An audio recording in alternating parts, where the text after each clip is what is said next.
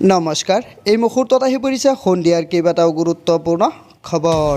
এই মুহূৰ্তত আহি পৰিছে সন্ধিয়াৰ প্ৰথমটোৱে গুৰুত্বপূৰ্ণ খবৰ। এইবাৰ উচ্চতৰ মাধ্যমিক পৰীক্ষাত উত্তীৰ্ণ হোৱা সকলো শিক্ষাৰ্থীসকললৈ অভিনন্দন জ্ঞাপন কৰিছোঁ। লগতে আপোনালোকক জনাব বিচাৰোঁ যে অহা বছৰৰ পৰা 2027 বৰ্ষৰ পৰা হায়াৰ ছেকেণ্ডেৰী পৰীক্ষাৰ্থীৰ বাবে কেইবাটাও নতুন নিয়ম লাগু হ'ব। 30% নহয় 33% পালেহে উত্তীৰ্ণ হ'ব হায়াৰ ছেকেণ্ডেৰীত শিক্ষাৰ্থীসকল। লগতে কেইবাটাও ডাঙৰ মন্তব্য কৰিছে।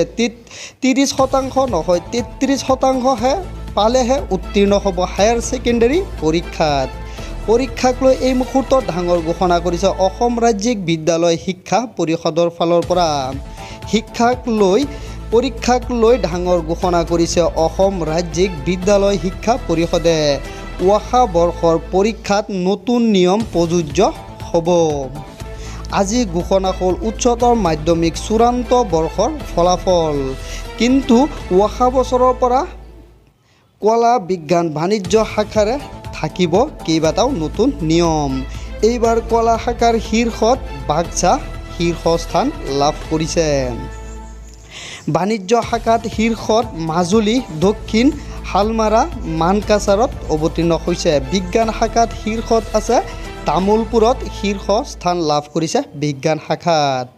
30% নহয় 33% পালেহে উত্তীৰ্ণ হ'ব হায়াৰ ছেকেণ্ডেৰীৰ পৰীক্ষাত শিক্ষাৰ্থীসকলে।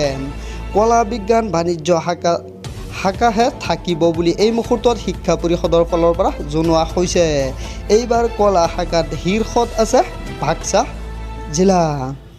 এই মুহূৰ্তত আহি পৰিছে পৰৱৰ্তী গুৰুত্বপূৰ্ণ খবৰটো আহি পৰিছে। এইবাৰ পুনৰ বিশ্ব জোকাৰি যোৱা ভয়ংকৰ যাত্ৰীবাহী ৰেল দুৰ্ঘটনা সংঘটিত হৈছে। এইবাৰ দুয়োখন ৰেলৰ মাজত মুখামুখি সংঘৰ্ষৰ ফলত কেইবাগৰাকী লোক ইতিমধ্যে নিহত হোৱাৰ লগতে কেইবা অৰ্ধশতাধিক লোক ইতিমধ্যে আহত হোৱাৰ খবৰ এই মুহূৰ্তত আহি পৰিছে। আহতসকলক ইতিমধ্যে চিকিৎসালয়লৈ প্ৰেৰণ কৰা হৈছে। বিশ্ব জোকাৰি যোৱা ভয়ংকৰ ৰেল দুৰ্ঘটনা সংঘটিত হৈছে।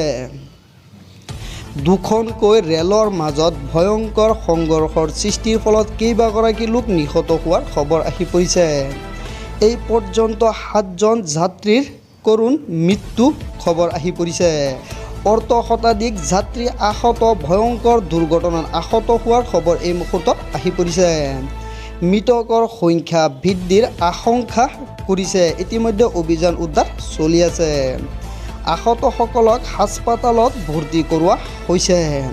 লগতে কেইবাগৰাকী তীব্ৰগতিত চলিছে উদ্ধাৰ অভিযান আৰু বহুতো মৃত্যু হোৱাৰ আশংকা কৰিছে। সেনা প্ৰশাসন আৰু দুৰ্যোগ প্ৰশাসন বাহিনীয়ে যুটীয়াভাৱে চলাইছে উদ্ধাৰ অভিযান ইতিমধ্যে চলাইছে। ইণ্ডোনেছিয়াৰ ৰাজধানী জাকাৰ্টাৰ সমীপত নিশা সংঘটিত হৈ ভয়ংকৰ পথ দুৰ্ঘটনা